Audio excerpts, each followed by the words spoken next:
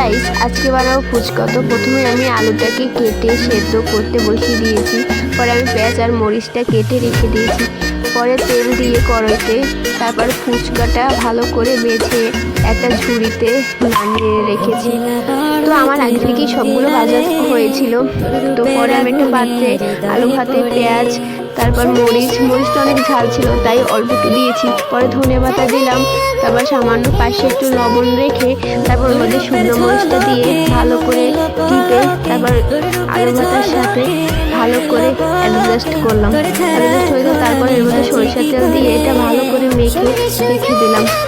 তা আমার দিদি মাখছিল, ওই সব এই করতেছে আমি বলছি। তারপর জল দিয়ে তারপর এর মধ্যে আমি লেবু দিয়ে তারপরে এই আমাদের টক ছিল না তেঁতুল, তাই আমরা লেবু দিয়েছি। পরে একটু মরিচ দিয়ে ভালো করে এটা একটু যাতে ঝাল হয়নি, পরে তো অন্য একটা মরিচ দিয়েছি, একটু পেঁয়াজ দিয়ে একটু ধনে পাতা আর একটু মরিচ দিয়েছি। অনেক মরিচ ভালো খায় তাই। তারপর ফুচকার ভিতরে আলুগুলো ভরে ভালো করে সাজিয়ে নিলাম। পরে সবাই এসে পড়েছে খাওয়ার জন্য। আর দেরি না করে সবার হাতে এক একটা দিয়ে তারপরে সবাই আস্তে আস্তে সবাই খেলাম। সবাই হাসছিল কেন জানি না, সবাই